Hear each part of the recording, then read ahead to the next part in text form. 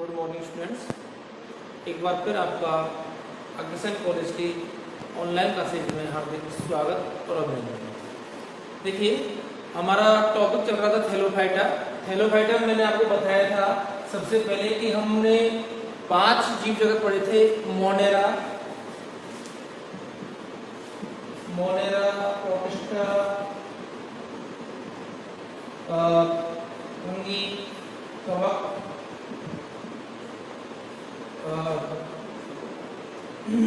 Plantae और animal. ठीक है, तो मैंने बताया था आपको कि हम मोनेरा, प्रोटिस्टा, कवक के अलावा प्लांटी, ये चारों चीज जो है बॉटनी के अंदर पढ़ते हैं। और मैं आपको मोनेरा के अंतर्गत समझा रहा था कि एक कोशिकीय प्रोकैरियोटिक जीवों का अध्ययन जो करते हैं वो मोनेरा के अंतर्गत करते हैं। और मैंने आपको बताया था सबसे पहले हमने पढ़ा था इसमें जीवाणु। ठीक है, जीवाणु का मैंने डिस्क्रिप्शन आपको दिया था। जीवाणु क्या है, ठीक है, जीवाणु क्या होता है, जीवाणु कोशिका भित्ति किसकी बनी होती है, जीवाणु का काम क्या है, ठीक है, जीवाणु का जनन कैसा होता है, जीवाणु को पोषण के हिसाब से कैसा होता है, ये आपको मैंने समझाया था। ठीक है, उसके बाद दूसरा पढ़ा था हमने माइकोप्लाज्मा। दूसरा पढ़ा था माइकोप्लाज्मा। जीव जगत का सबसे छोटा जीव जो है वो माइकोप्लाज्मा है, और जिसके बारे में मैंने आपको बताया था कि ये इसे हम पीपीएलओ भी कहते हैं। ठीक है, इसकी खोज नौकार्ड ने, मैंने आपको यही बताया था, नौकार्ड ने की थी। अब नेक्स्ट आपका पढ़ाया था मैंने आपको इसमें साइनोबैक्टीरिया, नील शैवाल। ये सभी एक कोशिकीय प्रोकैरियोटिक जीवों के अंतर्गत आते हैं। ठीक है, उसके बाद जो हमारा नेक्स्ट टॉपिक आता है वो आता है कवक। कौन सा आता है? कवक। ठीक है, अब मैं आपको कवक के बारे में बता देता हूं। कवक क्या है? कवक फंगी। ठीक है, देखिए हम हमारे आसपास, आपको एक थोड़ा सा बता दूं, हम हमारे आसपास आपने देखा होगा घर में अचार रखा हुआ है। ठीक है, अचार में अचार के ऊपर अगर तेल कम है तो एक व्हाइट जो है फफूंदा सा लग जाता है, वो क्या है? कवक है। आपने टोस्ट को रखा, ब्रेड को रखा या रोटी को रखा, आप देखते हैं कि ब्रेड के ऊपर जो है फफूंदा लग जाता है, क्या है वो? कवक है। ठीक है ना, आप बरसातों के टाइम में देखा होगा आपने कि लकड़ियों पर एक छतरीनुमा संरचना बन जाती है। ठीक है, वो क्या है? वो भी कवक है। ठीक है, तो कवक क्या है? कवक विषमकोशी यूकैरियोटिक जीव है। कैसा है? विषमकोशी यूकैरियोटिक जीव है। विषमकोशी यूकैरियोटिक जीव है जो अपना भोजन जो है वो घुलनशील रूप में अवशोषण द्वारा प्राप्त करता है। जो भोजन घुलनशील या अवशोषण द्वारा प्राप्त करता है। ठीक है, अवशोषण द्वारा प्राप्त करता है। ठीक है, अब मैंने आपको बताया था, कई अभी एग्जाम्पल दिए थे, जैसे हमारे आसपास जो छतरीनुमा संरचना जाती है वो क्या है? वो भी कवक है। ठीक है, संरचना की ये जो होते हैं ये कवक तंतु के रूप में संरचना होती है, या तो इकाई के रूप में होती है संरचना, या तो इकाई के रूप में या कवक तंतु के रूप में, कवक तंतु के रूप में। ठीक है, कवक तंतु का कई सारे जो है कवक मिलकर के एक तंतु का निर्माण करते हैं। ठीक है, और ये मिलकर के क्या बनाते हैं? कवक जाल बनाते हैं। ये कवक जाल का निर्माण करते हैं। ठीक है, कवक जाल निर्माण करते हैं। इसमें जो कोशिकाएं जो होती हैं ये पटयुक्त हो सकती हैं या ये संरचना जो है कवक जाल क्या है? पटयुक्त या संकोच की अवस्था में हो सकता है। ठीक है, जैसे देखिए ये कोई कवक तंतु है, इसमें क्या नहीं है? पट नहीं है। ठीक है, इस अवस्था को कहते हैं संकोचकीय अवस्था। संकोचकीय अवस्था। ठीक है, कई जो होते हैं कवक जाल पटयुक्त होते हैं। कैसे होते हैं? पटयुक्त होते हैं। ठीक है, इसे कहते हैं पटयुक्त, इसे संकोच की अवस्था। संकोच की अवस्था क्या है? जिसमें एक से अधिक केंद्र क्या हो? एक से अधिक केंद्रक उपस्थित है, बहुत सारे केंद्रक होते हैं, पट नहीं पाए जाते, ठीक है, ऐसी अवस्था को संकोचकीय अवस्था कहते हैं। इसके द्वारा जो अलैंगिक जनन है वो बीजाणु द्वारा होता है। इनमें जनन अलैंगिक जनन बीजाणु के द्वारा होता है। अलैंगिक जनन होता है वो बीजाणु के द्वारा होता है। बीजाणु कई प्रकार के होते हैं, चल, अचल, ठीक है, आपके अन्य जो बीजाणु होते हैं वो सब निश्चित बीजाणु है, इनके द्वारा इनमें जनन पाया जाता है। लैंगिक जनन जो होता है वो जटिल प्रकार का होता है। ये हुई हमारी सामान्य संरचना किसकी, कवक की। कवक जो होते हैं विषमकोशी होते हैं, यूकेरियोटिक जीव हैं, ठीक है, जो भोजन को घुलनशील या अपघटन के द्वारा प्राप्त करते हैं।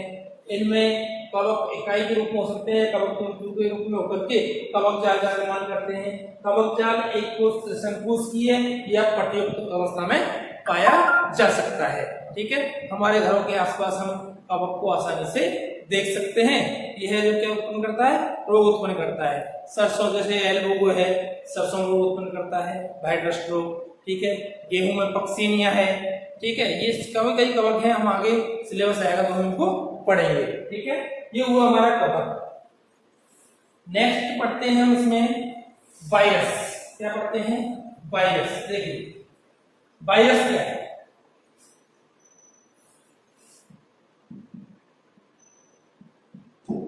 वायरस क्या है, ठीक है। अब देखिए आप वायरस में है, वायरस किसे कहते हैं, वायरस है क्या, ठीक है। तो वायरस के बारे में आपको बता दूं मैं, वायरस जो होता है ये कैसा होता है, नग्न आंखों से दिखाई नहीं देता, सूक्ष्म होता है, ठीक है, और जो कोशिका से बाहर निर्जीव एवं कोशिका के अंदर सजीव की भांति व्यवहार करता है, यह कहलाता है हमारा वायरस कहलाता है, ठीक है। कोशिका के बाहर, ये बाहर निर्जीव और कोशिका के अंदर सजीव की भांति व्यवहार करता है। एक साइंटिस्ट है डीजे इबोरवस्की,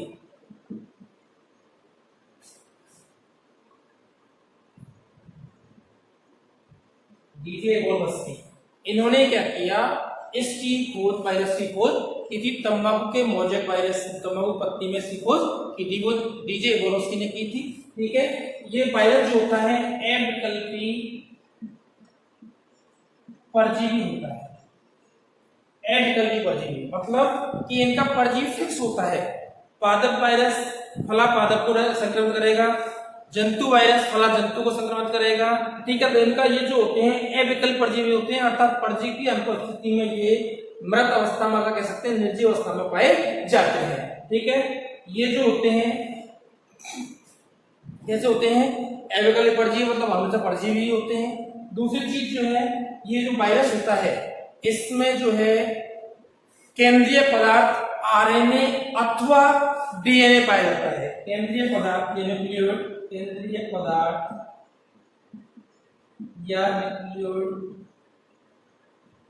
जो होता है वो आरएनए अथवा डीएनए, अर्थात आरएनए अथवा डीएनए से केवल एक ही पार्ट पाया जाता है, ठीक है। आरएनए अथवा डीएनए होता है। इसकी संरचना जो होती है ये प्रोटीन की बनी होती है, अर्थात इस न्यूक्लियोइड के ऊपर प्रोटीन का आवरण पाया जाता है, जिसे कैस्पिड कहते हैं। प्रोटीन का आवरण कैसे कहते हैं, कैस्पिड कहते हैं, ठीक है, कैस्पिड कहते हैं। इस कैस्पिड के ऊपर एक और आवरण पाया जाता है जिसे एनवलप कहते हैं, ठीक है। ये हमारा जो है क्या है, वायरस है, ठीक है। सूक्ष्म जीवों के बारे में आपको थोड़ा थोड़ा बता रहा हूं, उसके बाद हम इसके बारे में डिटेल पढ़ेंगे। ये हुआ हमारा वायरस, ठीक है। उसके बाद नेक्स्ट उसमें आता है आपका शैवाल। अब क्या आता है आपके शैवाल, प्लांट से बता दूं आपको, शैवाल हम सभी जानते हैं, अपने आसपास आपने पानी के अंदर एक ग्रीन ग्रीन संरचना देखी होगी, ठीक है। ग्रीन ग्रीन संरचना जो है वो क्या है, शैवाल है। क्या है वो, शैवाल है, ठीक है। आपने आप देखो बहुत, एक तो बहुत सारा पानी के अंदर बहुत सारा जो होता है ना एरिया, वो इस ग्रीन लेयर से घिरा रहता है। ये ग्रीन लेयर जो होती है वो क्या है, शैवाल है। शैवाल जो होते हैं यूकेरियोटिक जीव होते हैं। कैसे होते हैं, यूकेरियोटिक जीव होते हैं, ठीक है, जो सूक्ष्मदर्शी कणों से पर्याप्त बड़े, सूक्ष्म कणों से कैसे होते हैं, सूक्ष्म से रूपों से बड़े होते हैं। अब देखिए कई शैवाल तो केवल माइक्रोस्कोप द्वारा ही दिखाई देते हैं, और कई शैवाल जो होते हैं उन्हें हम नग्न आंखों से आसानी से देख सकते हैं। जैसे कारा है आपका, पॉलीसाइफोनिया है, क्या बोलते हैं उसको, एक वो बड़ा जो शैवाल समुद्र में पाया जाता है जिसे हम क्या कहते हैं, पॉलीसाइफोनिया है आपका, कारा है, और आपका मैक्रोफाइट्स, इसे बोलते हैं हम मैक्रोफाइट्स इनको बोलते हैं, ठीक है। फिर इनके अंदर इनके लक्षण क्या है कि ये सभी प्रकाश संश्लेषी जीव है। शैवाल जो होते हैं सभी प्रकाश संश्लेषी होते हैं, अर्थात क्या करते हैं, सभी प्रकाश संश्लेषण करते हैं। अर्थात में क्या पाया जाता है, हरित लवक पाया जाता है। क्या पाया जाता है इनके अंदर, हरित लवक पाया जाता है। इनमें क्लोरोफिल वर्णक, क्लोरोफिल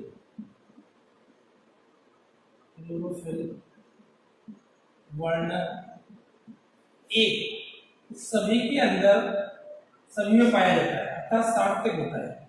क्लोरोफिल ए वर्णक जो होता है वो क्या होता है, सार्वत्रिक होता है, मतलब सभी शैवालों के अंदर क्लोरोफिल ए वर्णक जो है वो पाया जाता है, ठीक है। कोशिका भित्ति सेलुलोज, पेक्टिन और पॉलीसेकेराइड बनी होती है। कोशिका भित्ति सेल्यूलोज, पेक्टिन एवं पॉलीसेकेराइड की बनी होती है।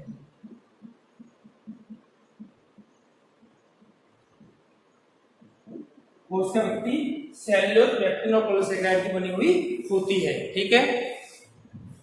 कई प्रकार के आकार के रूप में शैवाल जो है वो पाए जाते हैं, मतलब इनके कई वृक्षाव रूप होते हैं, ठीक है, पालमेला रूप होते हैं, कॉलोनी रूप में पाए जाते हैं, एकल रूप में पाए जाते हैं। ये शैवाल जो है वो कई प्रकार के होते हैं। शैवाल चल प्रकार के, चल और अचल प्रकार के होते हैं। शैवाल चल और अचल प्रकार के होते हैं। देखिए शैवाल चल एवं अचल प्रकार के होते हैं। मोस्टली शैवाल चल होते हैं। कशाभिकाओं की उपस्थिति के कारण, कशाभिकाओं की उपस्थिति के कारण ये कैसे होते हैं, चल होते हैं, चल होते हैं, अर्थात कशाभिका पाई जाती है। कशाभिकाओं के आधार पर ये कैसे होते हैं, चल प्रकार के होते हैं, ठीक है। शैवाल इनकी सहायता से क्या करते हैं, गमन करते हैं। कशाभिका की सहायता से क्या करते हैं, गमन करते हैं, ठीक है। शैवालों में जनन जो होता है वो तीनों प्रकार पाया जाता है, लैंगिक, अलैंगिक एवं कायिक, ठीक है। जनन तीनों प्रकार पाया जाता है, लैंगिक, अलैंगिक और कायिक जनन, ठीक है। अलैंगिक जनन जो होता है, अलैंगिक जनन बीजाणु द्वारा होता है, बीजाणु द्वारा होता है। लैंगिक जनन सम, असम एवं विषम युग्मकी प्रकार का होता है। सम, असम एवं विषम युग्मकी प्रकार का पाया जाता है। सम मतलब देखिए, सम मतलब समान प्रकार के बीजाणु, मैं बता देता हूं आपको कैसे होते हैं।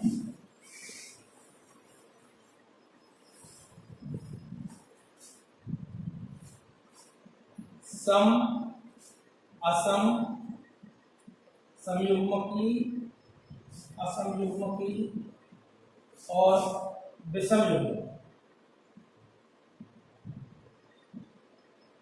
देखिए जब दोनों बीजाणु कैसे हो, समान हो, दोनों में कैसे हो, समान हो, इसे हम कहते हैं समयुग्मकी। क्या कहते हैं इसे, समयुग्मकी, ठीक है। जब एक बीजाणु, एक युग्मक छोटा और एक युग्मक बड़ा होता है, ठीक है, इसे हम असम युग्मकी कहते हैं। तो छोटा वाला होता है नर होता है, बड़ा वाला जो होता है वो कैसे क्या होता है, मादा होता है, ठीक है। और जब एक चल और एक अचल, एक चल और एक अचल बीजाणु होता है, इसे हम विषम युग्मकी प्रकार का जनन कहते हैं, ठीक है। सम में समान युग्मक, असम में असमान एक छोटा एक बड़ा और विषम में एक चल एवं एक अचल बीजाणु होता है। ठीक है, ये हुआ हमारा शैवाल। ठीक है, डिटेल ज्यादा पढ़ेंगे जब हम पढ़ेंगे शैवाल तब पढ़ेंगे। ठीक है, मैं केवल आपको सूक्ष्म जीवों के बारे में बता रहा हूँ, ये हमारे हुए सूक्ष्म जीव। ठीक है, उसके बाद प्लांट्स में मैंने बताया थोड़ा सा आपको कि हम नेक्स्ट जो सेकंड पेपर है उसमें पढ़ते हैं ब्रायोफाइटा एवं टेरिडोफाइटा। ब्रायोफाइटा एवं टेरिडोफाइटा।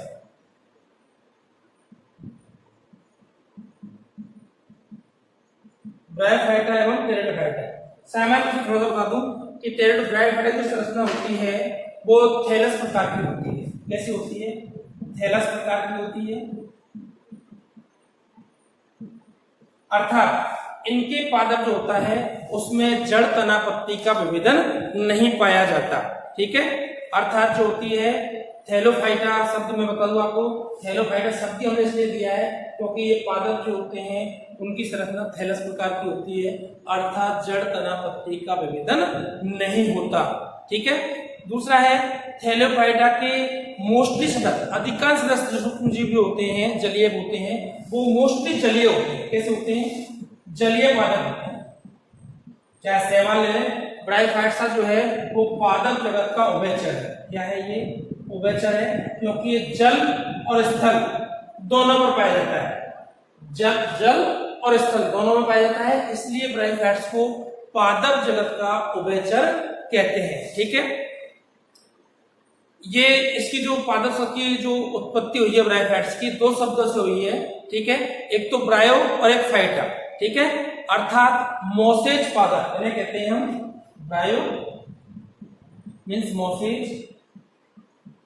और फाइटा मीन्स पादप, अर्थात मॉस पादप। इन्हें क्या कहते हैं? मॉस पादप के नाम से भी जानते हैं। ठीक है, इनका शरीर होता है आपको थैलस या पर्णिल प्रकार का होता है। पर्णिल में केवल पत्ती में संरचना दिखाई देती है। ठीक है, एक ही संरचना दिखाई देती है, जड़ तना पत्नी का विभाजन नहीं होता। ठीक है, ये भी इनके अंदर भी मूलाभास राइजोइट्स पाए जाते हैं। मूला क्या पाए जाते हैं? वो जबकि जगह मूलाभास पाए जाते हैं, राइजोइट्स पाए जाते हैं। ठीक है, इनके अंदर जो है जीवन चक्र जो होता है वो उनकी जो प्रमुख पीढ़ी होती है वो होती है एगोनिक पीढ़ी। इनका मुख्य पादप जो होता है, मुख्य पादप एगोनिक होता है। पीढ़ी का पादप कौन होता है? एगोनिक पादप एन प्रकार का होता है। ठीक है, और जो द्विगुणित संरचना आती है, द्विगुणित संरचना केवल और केवल बीजाणु संरचना जो होती है, बीजाणु या स्पोरोफाइट जो होती है वो जाइगोट युग्मनज बनते समय आती है। जाइगोट का निर्माण जो होता है तब केवल और केवल द्विगुणित संरचना होती है, बाकी पूरी संरचना जो होती है वो क्या होती है? एगुणित होती है। ठीक है, युग्मनज बनने के तुरंत बाद इसमें अर्धसूत्री विभाजन होता है और जो है पुनः जो पादप जो होते हैं वो एगुणित पादपों का निर्माण हो जाता है। ठीक है, इस प्रकार से जो है हम इनका जो है ब्रायोफाइट जो है उसका अध्ययन करते हैं। ठीक है, नेक्स्ट जो आती है ब्रायोफाइट्स का पादप है, ये जो है इसके अंदर जनन बहुकोशिक प्रकार के होते हैं। बहुकोशिक मतलब बहुत सारी कोशिकाओं से मिलकर बने होते हैं। ठीक है, इसकी जो पादप है इसमें जनन जो होता है वो होता है आपका कायिक एवं लैंगिक विधि द्वारा जनन होता है, अर्थात इसमें अलैंगिक जनन नहीं पाया जाता। ठीक है, लैंगिक जनन सदैव विषम युग्मकी प्रकार का होता है। लैंगिक जनन इसमें लैंगिक जनन जो होता है वो विषम युग्मकी प्रकार का होता है। ठीक है, अर्थात नर और मादा जननांग जो होते हैं वो दोनों क्या होते हैं? अलग अलग होते हैं। ठीक है, नर युग्मक कशाभियुक्त होते हैं और मादा युग्मक जो होती है उसमें कशाभिकाएं नहीं पाई जाती। ठीक है, निषेचन के पश्चात भ्रूण का निर्माण होता है। ठीक है, मैंने बताया था जीवन चक्र में क्या होता है? स्पष्ट क्रियाकांड पाया जाता है। ठीक है, बीजाणु अवस्था केवल जाइगोट बनते समय आती है, उसके बाद अर्धसूत्री विभाजन के द्वारा जो है क्या बन जाता है? एगोनिक पादपों का निर्माण हो जाता है। ठीक है, आज के लिए इतना ही। नेक्स्ट क्लासेस में आपको मैं टेरिडोफाइटा के बारे में बताऊंगा, उसके बाद जो है हमारे वायरस से हम स्टार्ट करेंगे। Thank you.